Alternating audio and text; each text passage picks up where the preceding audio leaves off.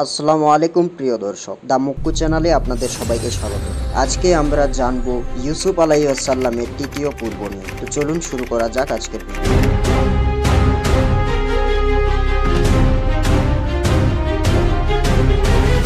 কখনো জীবনে এমন মুহূর্ত আসে যেখানে অন্ধকার ঘিরে ফেলে চারপাশে, ঘন নীরবতার মাঝে শুধু হৃদয়ের আর্তনাদ শোনা যায়। আজ আমরা নামব সেই কুয়োর অন্ধকারে, যেখানে এক শিশু নবী শুয়ে আছেন একাকী অথচ নির্ভীক। ইউসুফ আলাইহিস সালাম আতঙ্কে, ভাইয়েরা প্লিজ, আমি কিছু করিনি, আব্বাকে বলো, আমি শুধু স্বপ্ন দেখছিলাম। কিন্তু তাদের অন্তর তখন পাথরের মতো, ভ্রাতৃত্বের চেয়ে ঈর্ষা বড় হয়ে গেছে। ধাক্কা দিয়ে ফেলে দেওয়া ইউসুফ আলাইহিস সালাম ধীরে ধীরে কুয়ার অন্ধকারে হারিয়ে যাচ্ছে।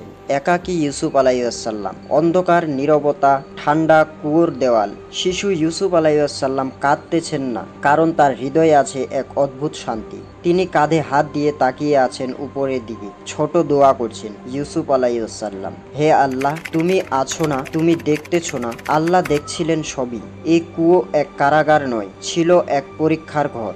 ভাইয়েরা একটি ছাগল জবাই করে তার রক্তের ইউসুফের জামা রঙাচ্ছে।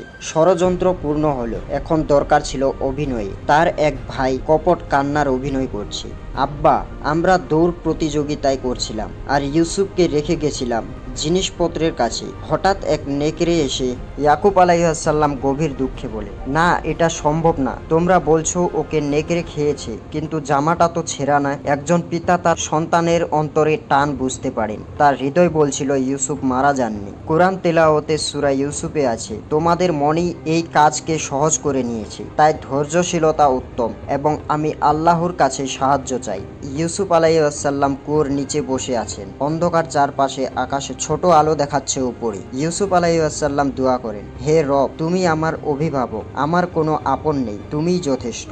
শিশু ইউসুফ আলাইহিস সালামের এই দোয়া, এই ধৈর্য তাকে একদিন পৌঁছে দেবে রাজপ্রাসাদের সিংহাসনে। মানুষ যখন হারিয়ে ফেলে, আল্লাহ তখন পথ খুলে দেন, এবং এমন জায়গা থেকে যা কেউ কল্পনাও করে না। দূরে দেখা যাচ্ছে একটি কাফেলা আসছে। উট বণিকেরা পানি খুঁজে এক যুবক কুয়োর দিকে এগোচ্ছে। বণিকেরার মধ্যে একজন বলে, এই কুয়ো থেকে একটু পানি তুলি তো। তখন ঝাঁপিতে পানি তুলতেই উঠে এলো ইউসুফ আলাইহিস সালাম। সবাই চমকে উঠল। বণিকেরা হাসি দিয়ে বলছে, ওহ, এটা তো একটা দামি দাস, বাজারে বিক্রি করলে লাভ। যে শিশু ভাইদের হাতে কুয়োতে পড়েছিল, সেই এখন আল্লাহর রহমতে উদ্ধার হলো। তাকে যারা ফেলে দিয়েছিল, ভুলেও গিয়েছিল, কিন্তু আল্লাহও ভুলেননি, কারণ তিনি আল হাফেজ, রক্ষাকারী। তখন মনে হবে সব শেষ, তখনই আল্লাহ দেখাবেন সবকিছুর ছিল এক রহমতপূর্ণ শুরু। তো এই ছিল তৃতীয় পূর্ব। চতুর্থ পূর্ব জানা ও দেখার জন্য চ্যানেলটি সাবস্ক্রাইব করে পাশে থাকা বেল আইকনটি ক্লিক করে দিন। দেখা হচ্ছে আগের পূর্বে।